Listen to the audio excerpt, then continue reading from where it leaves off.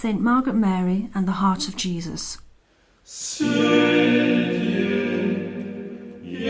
sotворил Господь, благословуемся и возвеселимся. In the year 1990, the 3rd century of the death of Saint Margaret Mary, the Visitation Sisters at Paray Monial wanted to re-edit the principal texts, autobiography, letters, which they have of her. Our intention in publishing this cassette would be to take as complementary the essential of the message of St. Margaret Mary, and so understand even more the deepest richness of the love of Christ as the servant of the Lord received it. In the first part, we will hear the main events in the life of St. Margaret Mary. In the second part, the message of the heart of Jesus, then the teaching of his beloved disciple. Before going through the stages of her childhood and her youth, let us listen to the first lines of the autobiography. It is therefore for your love alone, O my God, that I write here by obedience, in asking forgiveness for the resistance which I have had. But as you alone know the amount of resistance which I feel, so is it not you alone who can give me the strength to overcome it, having received that obedience from yourself. Margaret was born on the 22nd of July 1647 at Verove, a small town near Paray Monial. She was baptized on the 25th. Her father, Claude Alacoque, royal notary, died in 1655, and the mother, unable to take care of 5 children, was obliged to place her small daughter, 8 years old, into the care of the Sisters of Charolles. Following a strange illness which deprived her of all movement, Margaret stayed there only 2 years. But already the grace had touched her. Let us listen again to the prologue of the autobiography, which relates to her childhood and youth. O my only love, how indebted I am to you for having kept me from my tender youth, in making you the master and possessor of all my heart, although you knew well the resistance that it would make. As soon as I knew myself, you allowed me to see in my soul the weight of sin. The Blessed Virgin has always taken great care of me. To her I have always had recourse in all my needs, and she kept me from great peril.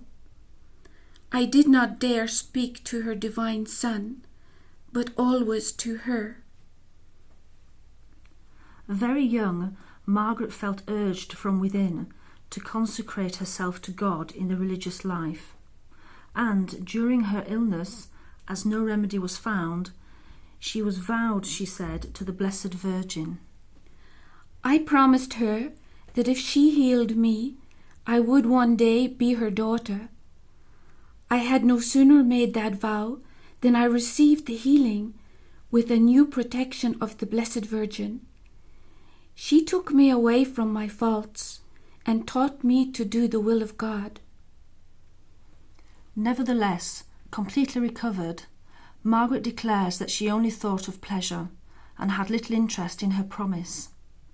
Life became difficult in the family. The adolescent was to suffer by her surroundings and little by little return to God. She felt very drawn to prayer.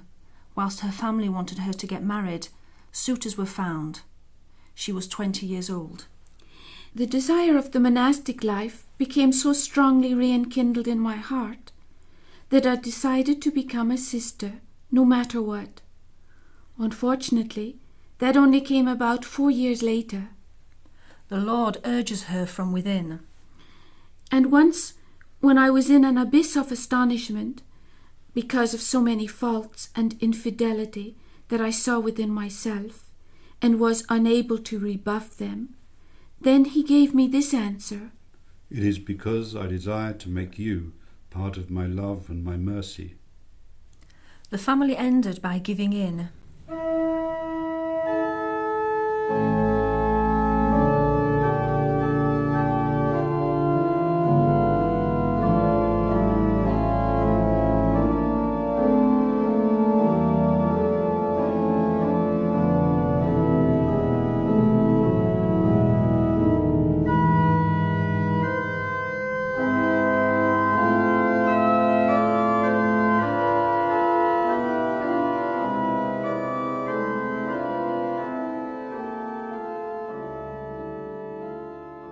Several monasteries were proposed to me, but I could not choose.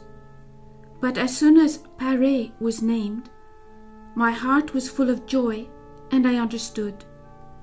As soon as I entered the parlour, I heard from within these words, It is here that I want you. It was the 25th of May, 1671. the day so desired for, the 20th of June 1671, came to say goodbye to the world. I never felt so much joy and strength in my heart. At the moment I entered the monastery, a last interior movement crossed me with violence. But just as quick, the Lord showed me He had broken my bag of captivity and had clothed me with His mantle of heavenly joy. The joy was so great, she cried out, It is here that God wants me. One day she asked the novice mistress to teach her how to pray. As her soul had a great hunger for prayer, this was the answer. Go, place yourself before the Lord as a canvas waiting before an artist. My sovereign made me see that my soul was that canvas waiting, on which He wanted to paint all the marks of His suffering life, and that He would make that impression after having purified me of all my faults which remain within me, such as attachment to earthly things and self-love. After the period of postulancy, the 25th of August 1671, Margaret received the habit of the Visitation and the name of Margaret Mary. My Divine Master made me see that it was then the time of our engagement, that I must love Him with a preferential love, that He would allow me to taste during that time all that was the most meek in the sweetness of His heart.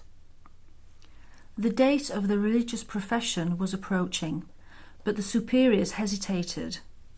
Margaret Mary complained to the Lord, who answered, Say to your superior that there is nothing to fear in receiving you, that I answer for you. I will make you more useful to religion than she thinks, but in a way that is only known to me. I will find the means to succeed in my ways. Strange words.